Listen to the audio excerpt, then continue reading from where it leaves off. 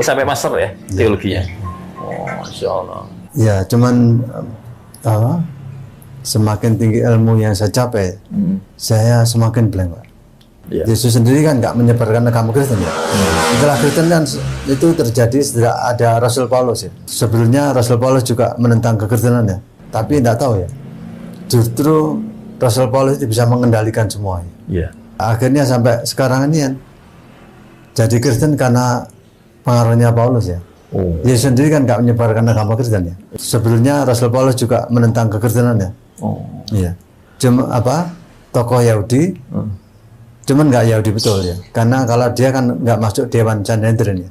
Dewan Sanhedrin itu ya harus memenuhi syarat ya.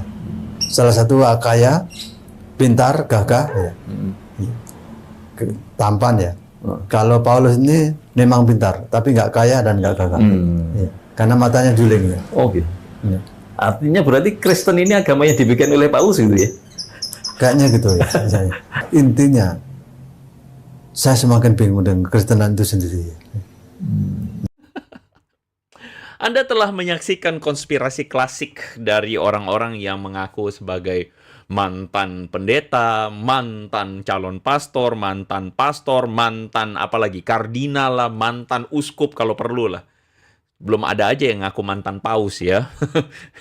Belum mengaku sebagai S3 teologi yang selalu ujung-ujungnya ketika ngomong, oh Paulus lah yang menyebarkan agama Kristen atau Paulus lah yang menciptakan agama Kristen.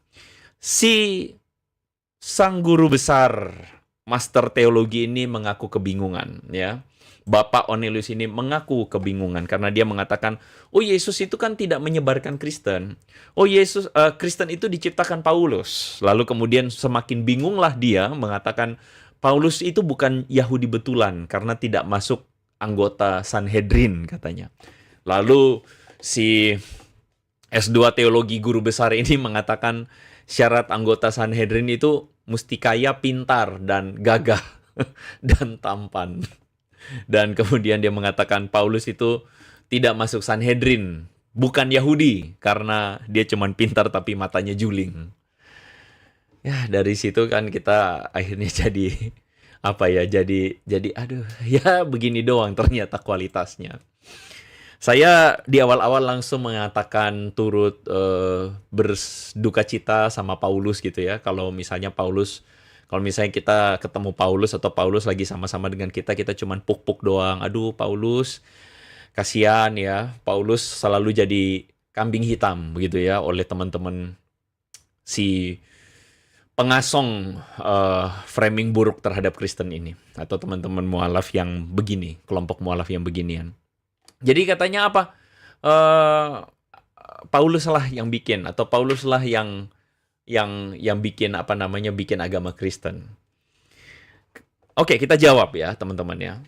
Jadi menurut si Pak Ornelius ini, dia mengatakan bahwa Paulus itu bukan Yahudi karena Paulus itu bukan anggota Sanhedrin ya.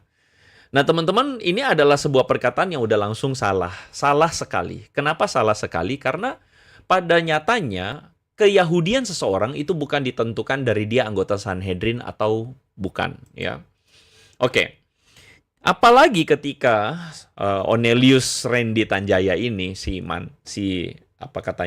mantan guru besar para pendeta ini mengatakan syarat keanggotaan Sanhedrin itu kaya, pintar, gagah, dan tampan.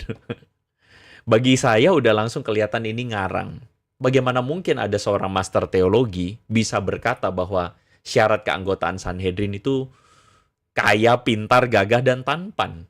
Ini aja udah ngelanturnya minta ampun. Karena apa? Karena Sanhedrin atau keanggotaan Sanhedrin itu adalah semacam kelompok legislatif ya. Kelompok legislatif yang terdiri dari beberapa kaum seperti misalnya Farisi atau orang Saduki ya.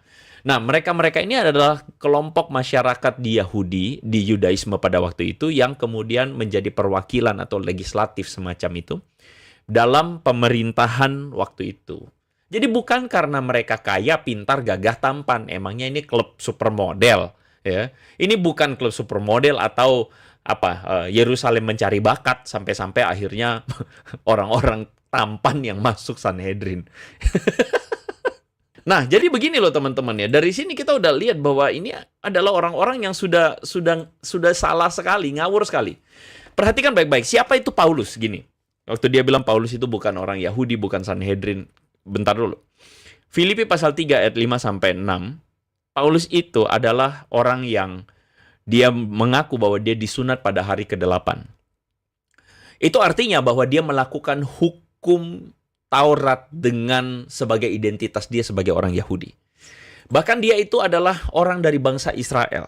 Ya. Dia itu adalah suku Benyamin, orang Ibrani asli. Bahkan dia mengatakan bukan hanya soal masalah kelahiran sebagai suku Benyamin, orang Ibrani, tapi tentang pendirian pun dia adalah seorang Farisi. Mazhab yang ketat sekali menjalani hukum Taurat. Jadi untuk mempertanyakan Paulus itu bukan Yahudi, itu adalah pertanyaan bodoh ya. Dan kemudian dia mengatakan bahwa tentang kegiatan aku penganiaya jemaat, aku mentaati hukum Taurat dengan tidak bercacat. Jadi Paulus ini Yahudi banget gitu ya. Yahudi banget. Bahkan kemudian Pak Onelius mengatakan Paulus ini bukan orang Sanhedrin begitu ya. Di dalam Kisah Rasul 22 ayat 3, Paulus mengatakan, aku adalah orang Yahudi, lahir di Tarsus di tanah Kilikia, tapi dibesarkan di kota ini dan dididik dengan teliti di bawah pimpinan Gamaliel dalam hukum nenek moyang kita. Jadi gini, Paulus itu adalah murid Gamaliel, dan Gamaliel adalah salah seorang pemimpin Sanhedrin yang tertinggi pada waktu itu. Jadi Paulus ini, kita tidak dapat keterangan untuk Paulus ini apakah benar-benar orang Sanhedrin atau tidak, atau anggota Sanhedrin atau tidak. Tapi bisa jadi iya, bisa jadi enggak. Sehingga orang Kristen kami tidak mau kemudian mengatakan, oh pasti Sanhedrin. Tidak. Tetapi soal keyahudiannya, ini Paulus tidak boleh dipertanyakan, karena memang dia betul-betul orang yang melakukan hukum Taurat sebagai seorang Farisi di bawah pengajaran Gamaliel. Bahkan dia menganiaya orang Kristen. Nah, jadi sampai situ kita tidak bisa sangkali ya. Jadi ketika orang mengatakan Paulus itu yang menciptakan Kristen, itu hal kedua di mana orang tidak sekolah tuh. Orang tidak sekolah tuh ngomong tuh kayak begitu. Kita mengerti kenapa teman-teman kita yang Muslim itu bisa gampang dibodohi. Saya berani mengatakan gampang dibodohi. Adalah karena mereka memikirkan bahwa sebagaimana Muhammad itu menyebarkan Islam, maka mereka berpikir Yesus pun harus menyebarkan Kristen. Dan pada kenyataannya Yesus tidak menyebarkan Kristen. Ya memang benar, memang Yesus tidak pernah menyebarkan dalam tanda kutip seperti Muhammad menyebarkan agama Islam. Muhammad menyebutkan agama Islam secara clear. Tetapi Yesus memang tidak menyebutkan agama Kristen, karena memang itu kepercayaan atau cara pikir orang Muslim. Jadi jangan dimasukin dalam Kristen dong gitu. Perhatikan baik-baik. Nama Kristen itu bukan ciptaan Paulus, tetapi Kristen itu adalah sebutan olok-olok terhadap para pengikut Yesus Kristus. Anda bisa menemukan itu dalam Kisah Rasul 11 ayat 26. Bahwa di Antiokhia lah pertama kali orang-orang atau pengikut Yesus disebut Kristen. Artinya itu sebutan olok-olok, sebutan hinaan.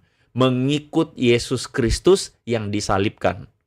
Nah, karena mereka berpikir Yesus disalib itu bodoh gitu ya.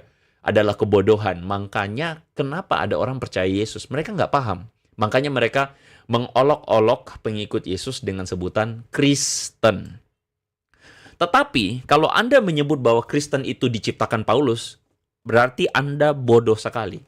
Karena sejak awal, kekristenan itu dikenal dengan sebuah sebutan. Jalan Tuhan. Jadi para murid dan orang-orang percaya Yesus itu disebut sebagai kelompok pengikut jalan Tuhan. Atau dalam bahasa Yunaninya, Hodos. Kisah Rasul 9 ayat 1 dan 2, di situ mencatat, sementara itu berkobar-kobar hati Saulus, ini Paulus ya, untuk mengancam dan membunuh murid-murid Tuhan. Ia menghadap imam besar dan minta surat kuasa supaya jika ia menemukan laki-laki atau perempuan yang mengikuti, perhatikan ini, jalan Tuhan, Hodos. Ia menangkap mereka dan membawa mereka ke Yerusalem.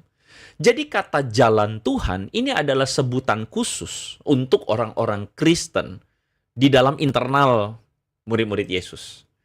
Dan Paulus mengaku sebagai pengikut jalan Tuhan. Jadi bukan Paulus yang ciptakan itu jalan Tuhan, atau Paulus yang ciptakan itu Kristen.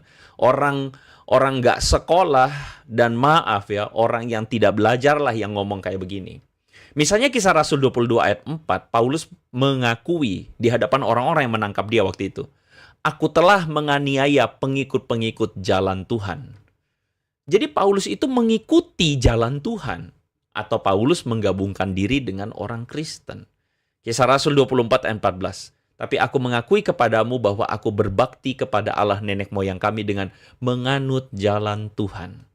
Nah, dari sini kita bisa menemukan bahwa Paulus itu tidak menciptakan agama Kristen, melainkan Paulus mengikuti atau menggabungkan diri dengan orang-orang Kristen yang dihina sebagai Kristen, yang menyebut diri sebagai pengikut jalan Tuhan. Begitu maksudnya. Nah, jadi kalau misalnya ada orang kemudian mengatakan, ya, Paulus menciptakan agama Kristen, pikir dua kali.